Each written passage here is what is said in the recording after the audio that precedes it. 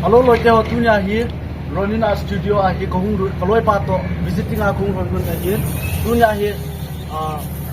but thei drawing pp RONIN ke ni pie board of am ti chu bon sa vai me gat doing tu na sunga lu taw te ji ga byo te pat na RONIN ART STUDIO he na block the ball chu so let's get inside.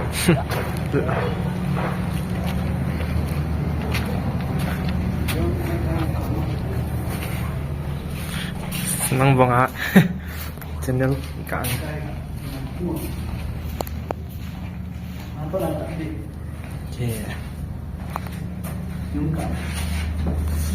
Chị biết vô, ahoi mà gì nghe, RONIN happy anniversary na, imusu Kevin, chị acrylic ngay cái gì đó này, pen đó này, wow, beautiful. Chị unfinished work đó này hen, acrylic mà ra này, ahoi thei thế gì hen, này, oh. Chị ăn đào mô nghe lung chim sukhata pen tiết tiểu oh RONIN hilai mun na chapang drawing ji ho hi ma si ke na ma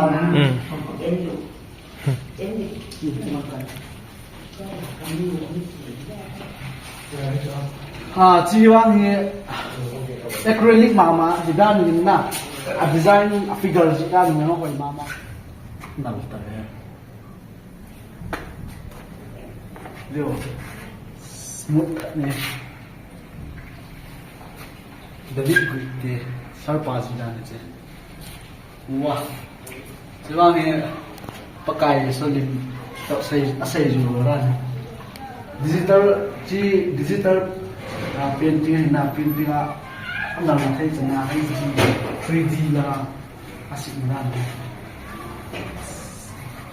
lai na smai nan mai na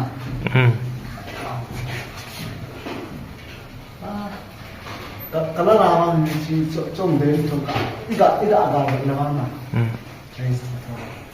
realistic tho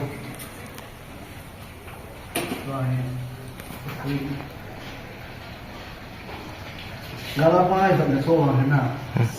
gunmo mo to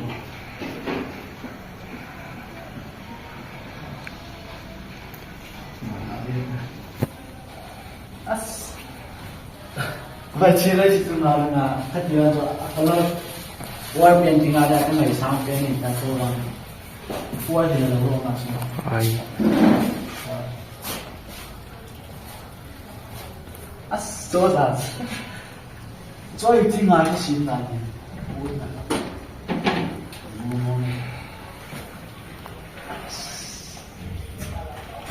，anh này sẵn đi nhiều vậy chứ, phải mua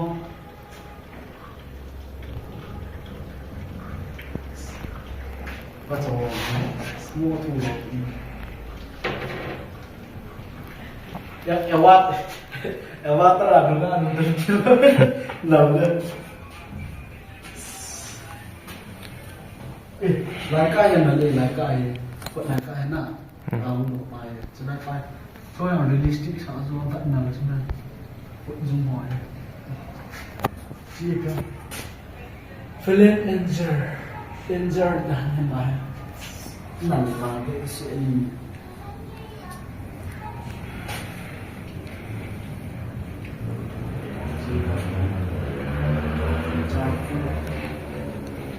Emerald blue.